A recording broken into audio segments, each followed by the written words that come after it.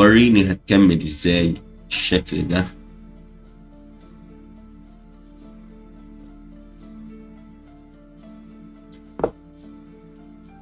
كينج اي 2، سيطرت على خانة الترقية خلاص، والرخ بتاعتي من فوق قاعدة تتفسح زي ما بيقولوا كشات.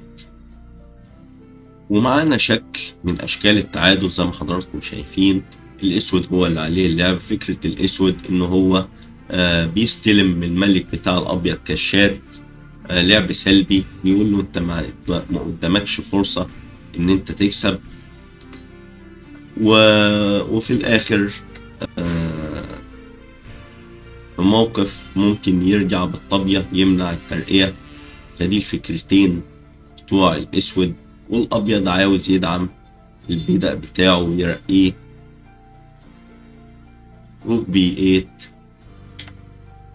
روك اي 8، بعمل جدار عاوز ازق واستخبى بالملك بتاعي. قال له تشيك.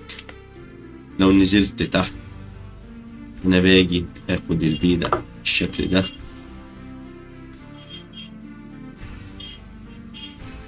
كينج اي 6، بستلمك كشات رايح جاي عليك. هتاكل هنزل تاني، لعب سلبي. هتزق البيدة، اقرب اخده وضاغط من هنا كمان، وماسك العمود كشات للصبح. معظم الاشكال التعادلية في نهايات الارقاف بتبقى معظمها الاسود معاه المبادرة واللعب، فبيقدر يحصل على تعادل زي ما حضراتكم هتشوفوا كده. روك اي 4، الاسود راح على العمود ايه، عاوز يستلم الملك كشات رايح جاي على العمود، ورقعة فاضية. روك اف 6، بنقطع الملك. طلعنا بالملك كينج جي 5، بنقول له ممنوع تزق البيدق بتاعك. روك اف 2، تشيك، تنزل تشيك.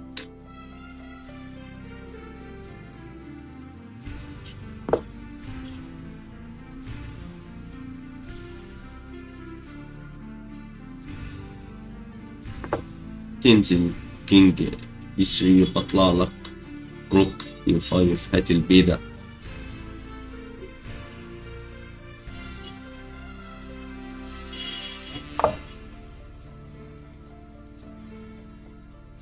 تشيك تاني.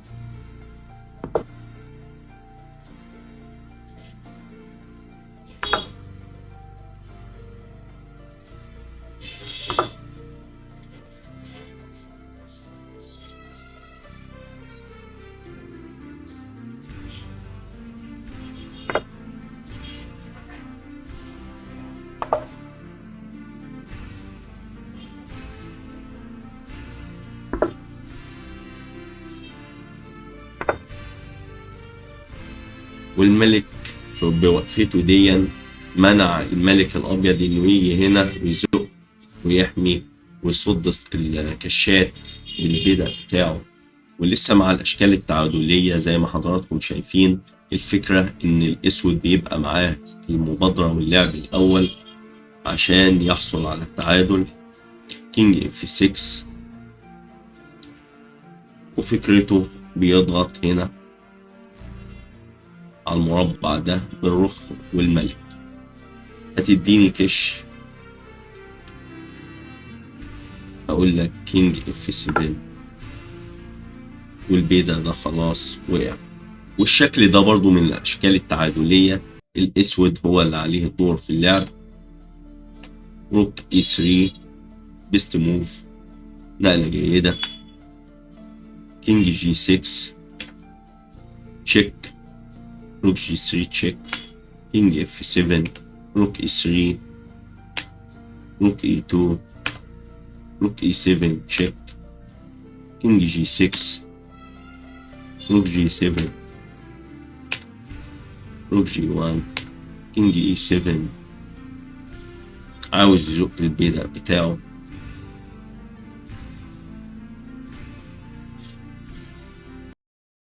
قال له روك جي 7 تشيك، ولما تيجي تزق دلوقتي هقرب بالملك بتاعي كينج جي 8.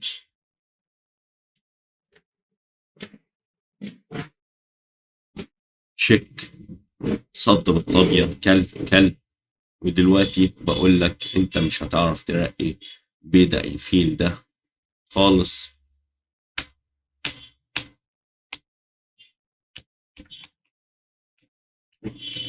استلمي.